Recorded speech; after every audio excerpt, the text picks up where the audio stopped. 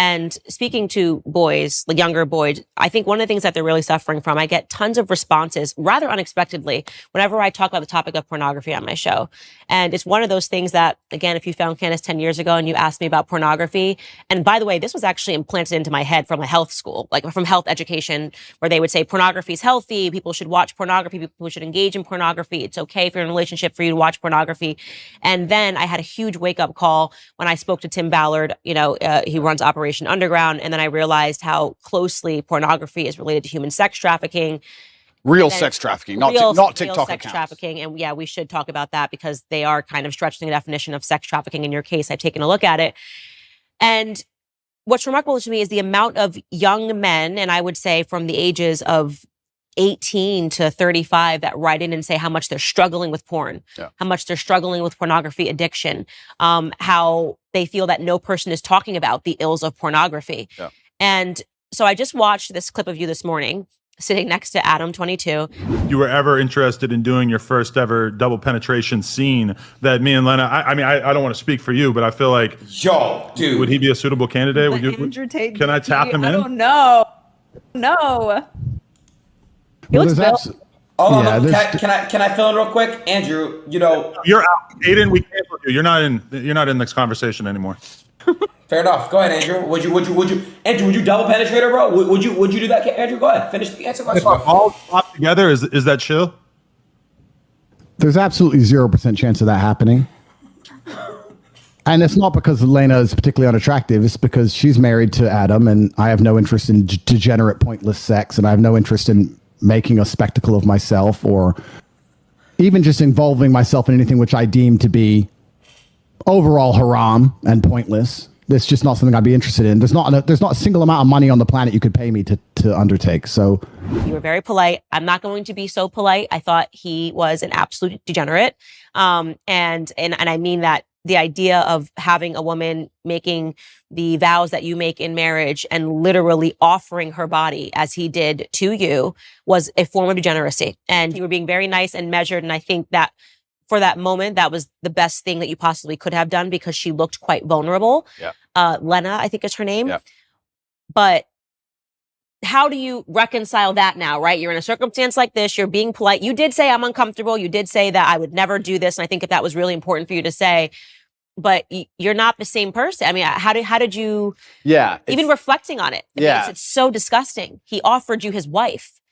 It is pretty disgusting, and it's also pretty misogynistic because he didn't ask her. He No. offered her. I felt sorry for her, so I was very measured with my conversation with them because I felt sorry for her. I could tell she was nervous. She was swinging on the chair back and forth. She didn't want to be there. She felt extremely nervous, and I think that only a coward would berate a very nervous, very scared woman, even if she did something which I personally disagree with, even if I think Adam is personally, he doesn't align with my morals, because she was so nervous and because she was so almost afraid she looked. And I think she expected me to go at her hard. So I just felt sorry doing it. I couldn't find, maybe I'm getting soft in my old age, but I think she knows what I think, and I think she knows what the world thinks. And I think if I go at her too hard, it's just going to break her. And I don't really like the idea of her, turning off the camera and bawling her eyes out. I think that God will teach her the lessons she needs to learn from her experience, both positive and negative. And I think that's God's job to do and not necessarily mine. But yeah, it was certainly uncomfortable, and it shows how degenerate the world is becoming. And pornography as a whole is simply just, I think it's an effect. I think it's a tool which is used to ensure that the male populace stays as docile as possible. I don't think that any of the things that are happening to the male population are accidental. I think that keeping us as docile as possible is very interesting for the people who are in charge of the world, because we're the warrior class. At the end of the day, it's going to boil down to the men who are going to stand up and actually do something about anything at some point in time. So I think they like the idea of us being docile. And I mean, how much more docile can you get than a man sitting there looking at a screen, not even want to reproduce for real because he's just staring at a screen? And I think that's just a next stage in the slave mind. And it's everywhere now. Whereas, and this is something that my husband says, he doesn't have any social media because he's like, Instagram is pornography. I open my Instagram and I've got Emily Ratajkowski's butt cheeks. And I'm not a man, so I don't have that same biological reaction to seeing it. But I can only imagine how difficult it is for a man when you open an app and you've got Kim Kardashian offering her body to Emily Ratajkowski.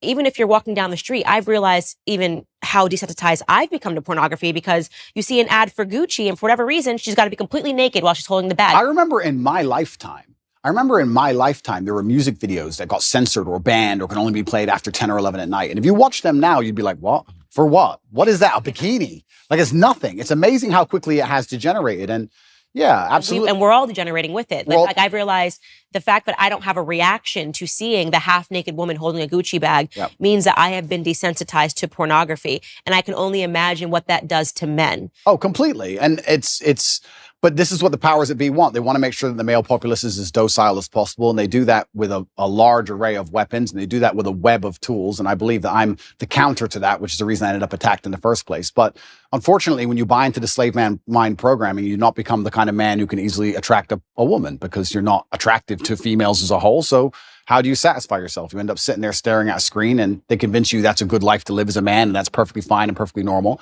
And you don't even get to genetically reproduce. I do also, though, and I want to make this clear, I do believe in absolute and utter self-accountability as a man. I think as a man, everything that happens to you is your fault. Me going to jail was my fault. Me being attacked online was my fault. If all these bad things that happened to me, I will take responsibility for, even if I believe they were unfair or unjust. And I think that any man who's going to sit there and say, I'm struggling, he also needs to wake up and understand that if you're going to truly struggle to not click on a website, then you're going to deserve the terrible life you're going to live. And the devil or the matrix or whoever you want to call them are going to fill your life with temptations. They're going to fill your life with easy way outs that they're going to want you to take, because the good road is usually the hardest road. And if you're going to continue to fall for them, then you're going to have to suffer the consequences of that. So it's double-edged. It's certainly difficult that pornography is everywhere and men are struggling with it.